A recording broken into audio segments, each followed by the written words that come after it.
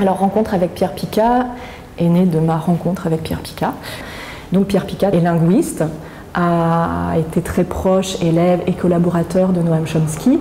et fait depuis une dizaine d'années une recherche en linguistique sur les Munduruku, une tribu d'Amazonie qui a la particularité de compter jusqu'à 2, 3 et qui a un système en fait approximatif après pour aller au-delà de 5. Là où je me suis vraiment dit c'est intéressant d'en faire une pièce de théâtre, ce que me racontait Pierre Picat sur la langue et sa manière de la regarder, ça ouvrait un champ poétique par rapport au théâtre, c'est-à-dire que la manière qu'il a de regarder le langage, de le déconstruire, de le retourner, de nous montrer qu'il ne dit pas toujours ce qu'on croit qu'il dit et que nous-mêmes nous ne disons pas exactement ce qu'on croit qu'on dit, mais que quand même on se comprend et que quelque chose se crée avec ça, c'était, pour moi ça parlait aussi de théâtre, ou en tout cas d'une certaine forme de théâtre où on crée des imaginaires avec le langage.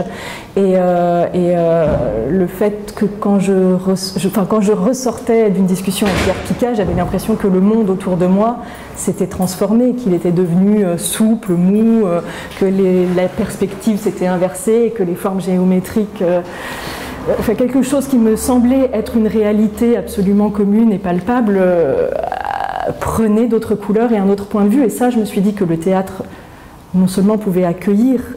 cette chose-là, mais aussi accompagner et faire entendre le discours scientifique de Pierre Picat autrement.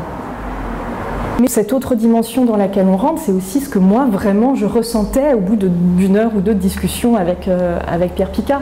Parce que la projection mentale dans sa façon de réfléchir et dans sa façon de voir les langues, c'était ce que ça me provoquait physiquement. Donc j'ai eu envie de créer aussi sur scène l'image et les sensations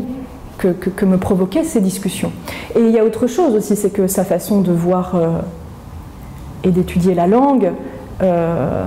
était une vision du monde et de l'être humain qui me touchait, c'est-à-dire que son angle de regard, c'est de dire les Munduruku et nous, c'est la même façon de fonctionner, c'est le même cerveau et c'est la même façon de composer. Donc, c'est pas quelle étrangeté cette manière de parler qu'ont les Munduruku et de fonctionner qu'ont les Munduruku, ce qui est notre première approche, qui a été la mienne quand j'ai découvert ça, mais c'est de dire en fait le français et donc nous, on fonctionne comme les Munduruku. Et donc comment les Munduruku, ou son étude des Munduruku en tout cas, dévoilait aussi une facette de nous-mêmes, de notre culture, de notre langue, qu'on ne regarde pas. Et ces ponts-là, ces rapprochements-là me semblaient aussi être une vision du monde dynamique et joyeuse.